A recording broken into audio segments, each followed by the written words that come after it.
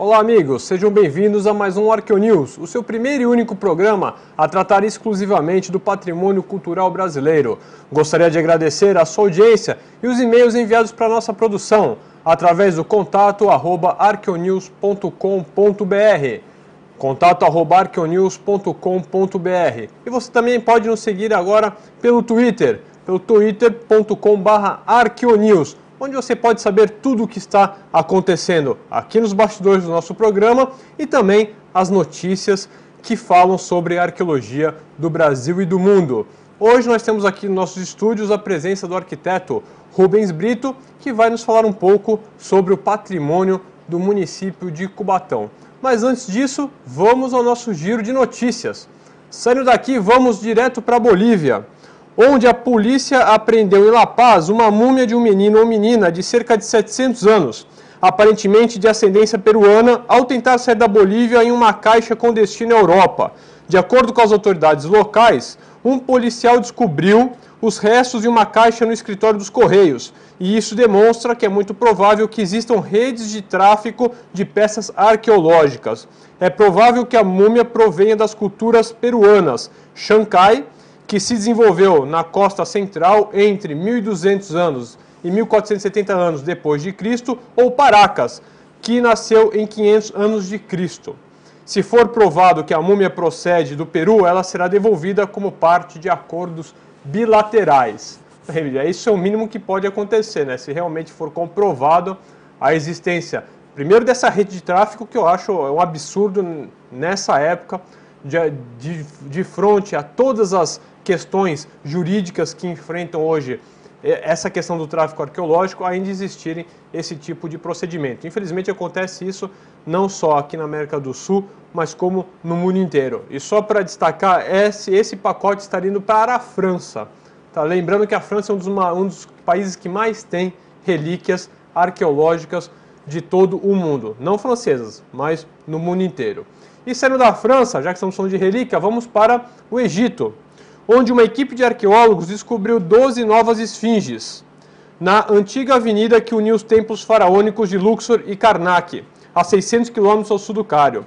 A avenida, ladeada por uma dupla fila de esfinges que representavam o deus Amon, tem cerca de 2.700 metros de comprimento e 70 de largura, e foi construída por Amenhotep III e restaurada posteriormente por Nectanebo I.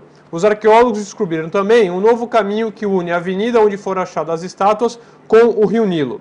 A nota explica que até o momento só foram desenterrados 20 metros dos 600 que compõem o novo caminho e que vão continuar as escavações para descobrir o resto desse trajeto, construído com pedra de arenito, um sinal da importância que tinha em seu tempo.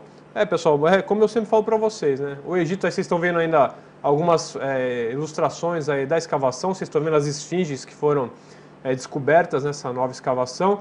E o Egito, como nós já sabemos, cada local que você vai escavar, vai fazer novas construções, você acaba encontrando grandes vestígios aí de grandes construções, como foi aí todo o império que rodeou essa civilização maravilhosa dentro dos seus atributos. E saindo um pouco aí dessa questão do Egito, da Europa, da Bolívia, vamos ao nosso quiz que trata de questões daqui da nossa região. Eu gostaria de saber quais são as vilas operárias que estão localizadas em nossa região. Olha lá, eu já falei isso aqui, hein? Essa é fácil, é um minutinho, vocês ficam aí, nós já voltamos.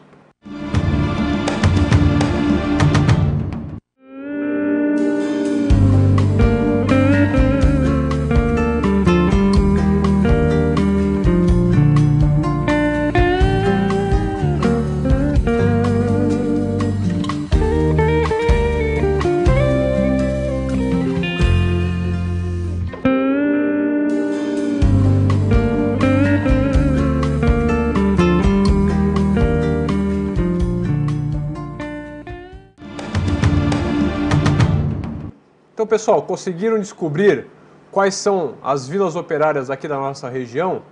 Bem, não sou eu que vou estar falando isso para vocês. Quem vai estar falando sobre isso e muito mais sobre as vilas operárias é o nosso convidado de hoje. Boa tarde, Rubens Brito, diretor do diretor de planejamento da Prefeitura Municipal de Cubatão e coordenador do órgão técnico de apoio do CONDEPAC. Rubens, muito obrigado pela sua presença e pelo nosso convite. Obrigado, Manuel. É uma satisfação, um prazer estar em teu programa novamente, fazendo aqui um paralelo, falando sobre patrimônio, a importância do patrimônio na nossa região. E com relação às vilas operárias da nossa região, nós temos atualmente 2 vilas operárias de grande importância na nossa região. A Vila Operária Fabril, né, que é da antiga companhia de papel, né, hoje MD Papéis, e a Vila Operária da Light, né, que é a atual usina Henry Borden, né. Essas são as 2 vilas operárias que nós temos na nossa região. E para o pessoal de casa entender, Rubens, exatamente o que são as vilas operárias, né? Porque aí você fala assim, vila, tá, mas qual a importância disso? Qual era a função? Assim, a grosso modo, o que são essas vilas? Então, as vilas operárias, Manuel, elas surgiram aí a partir do século XVII, XVIII, né, com o inchaço populacional na Europa e com a Revolução Industrial, principalmente nas indústrias têxteis, né, houve uma necessidade de construção de novas habitações, né? Houve a falta de habitações e havia um problema da precariedade dessas habitações. Então, houve a necessidade de construção de habitações específicas para operários.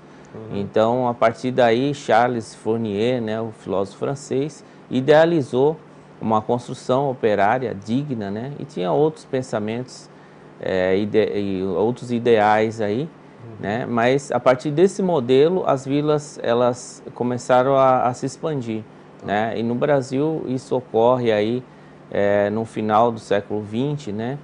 Com o crescimento aí industrial, né? Então são construções extremamente simples, mais higiênicas, um pé direito, uma altura de pé direito que é do piso ao teto, bom, né, para você conter uma boa ventilação, amplas janelas, então havia uma preocupação com essa questão sanitária, né? Perfeito. E era uma forma que o empresário tinha de ter um controle sobre o operário também. As vilas fechadas, então conhecia-se a vida, o cotidiano do operário, né? Com isso ele reorganizava a questão do trabalho também, melhorava a produção fabril. Tá, então só para entender, então essas vilas elas estavam ligadas diretamente às indústrias. Sim. Então ficavam ao redor ou ficavam dentro da propriedade? Elas ficavam, em geral, elas ficavam dentro da propriedade. Então você tem a fábrica e você tem a vila em torno da fábrica. Tá, então uma parcela do terreno da fábrica era instalada... a vila. Perfeito. Né? E essa vila, ela abrigava, em geral, vários equipamentos, né, comunitários. Havia clubes, havia cinema, havia farmácia. Então, algumas vilas eram consideradas pequenas cidadelas, né? Eram núcleos urbanos onde acontecia a vida social, né, da população. Então, justamente, eles colocavam toda essa infraestrutura para ocorrer, que você mesmo disse, para geralmente ter o controle da vida dessas pessoas. Eu sei que é difícil falar isso, mas eles davam toda a infraestrutura para que as pessoas ficassem ali imbuídas daquele centro, né? Perfeito, permanecessem ali, né? Com isso, eles conseguiam reorganizar o trabalho, a forma de trabalho, né? E ter um controle realmente mais eficiente, vamos dizer assim. E dentro dessas vilas, tinham locais separados, por exemplo, locais só para homens, locais só para mulheres, só para jovens, solteiros, casados? Sim. Tinha uma diferença dentro das vilas? Ela tinha, sim, uma diferenciação, né? Tinham setores, né? Tinha um setor específico, em Cubatão, por exemplo, na Vila Fabril, você tem um prédio que é um alojamento de solteiros, né? Então, um grande sobrado, aonde ficavam especificamente os homens, né, solteiros, eles ficavam nesse sobrado. Perfeito. Havia as casas onde constituíam as famílias, né, que moravam, né, escola, enfim, né, os outros equipamentos, igreja, mas a vila, em geral, ela era toda setorizada, né, havia os diversos setores que compunham. Tá, isso na Vila Fabril. Na Vila Light também tinha algo semelhante ou já era mais familiar o processo na Vila Light? A Vila Light ela já é um pouco diferente, né? Essa questão da segregação, é uma vila que ela foi construída um pouco depois, em 26, e são casas mesmo, moradias, né, de famílias, né? Eram específico para famílias. Havia escola, havia cooperativa, né, de trabalhadores, mas eram casas já para famílias, né? Correto. Mas só para o pessoal entender onde fica, são próximas essas duas vilas, a Vila Fabril e a Vila Light, elas são próximas? Elas são bastante próximas, elas tá a menos de 500 metros aí, uma da outra, né? Assim, bem perto. É bem próximo, e as vilas elas tinham uma característica que assim, a implantação dessas vilas, ela se dava por o motivo da questão da abundância da matéria-prima, né? Correto. Então, no caso da Vila Fabril, como da Vila Light também, a proximidade com a mata, por exemplo, o aproveitamento da lenha e a queda d'água, né? Questão da queda do rio ali, a cachoeira, a qualidade da água era muito boa. Então, para a fabricação do papel, era excelente. Então, a implantação se dava, em geral, em função das fontes de matéria-prima. E essas vilas, não sei se você tem como dizer isso, se tem registro, elas eram contemporâneas? Elas surgiram ao mesmo tempo? Né? E até durante todo esse processo das vilas, elas estavam conjuntas ou foram em épocas diferentes? As vilas operárias, elas surgiram dentro de um período, né? Um período assim muito próximo um do outro. Né? No Brasil você tem diversas vilas, né, que ela acontece dentro de uma sequência, intervalo muito pequeno de tempo, né, muito relativo, quando acontece essa expansão industrial, né? Em Cubatão, por exemplo, você tem uma sucessão, né? Você tem um Curtume, que foi a primeira vila operária, que é a da curtidora Marx, né? Que são até antecedentes do nosso paisagista Burle Marx, né? Onde você tinha um conjunto de casas, de vilas operárias, né? Que é de 1903, né? Depois você tem a Companhia Química Anilinas, né? Perfeito. O JB Duarte, como era conhecido, que é de 16, né? De 1916. Em seguida você tem a Companhia Fabril de papel, que é de 1918. Perfeito. Então, elas são muito próximas, né? Mas sempre numa sequência escalonada de tempo. De tempo. E esse Curtume que você falou que foi o primeiro em 1903, ainda existe em Cubatão ou não? Não. Infelizmente, nós não temos registro desse... O registro que nós temos são de algumas publicações, né? Que existem em Cubatão, de vários livros, né, que foram lançados. Sim. Nós temos algumas imagens, né? O livro da Selma Souza Pinto, né, Cubatão Cidade Industrial, tem um registro de alguns chalés. De alguns, mas assim, a região, vocês sabem onde ficaria? Sim, nós temos o local, nós temos ainda a localização desse... Mas hoje tem várias coisas construídas? Houve urbanização da área, né, outras construções no local, né? Mas há registro histórico, sim. Mas não houve a preservação do... Infelizmente não se tinha essa consciência que nós temos hoje, né? Inclusive, próximo dessa vila, do Curtume, havia uns galpões da antiga Companhia City, né?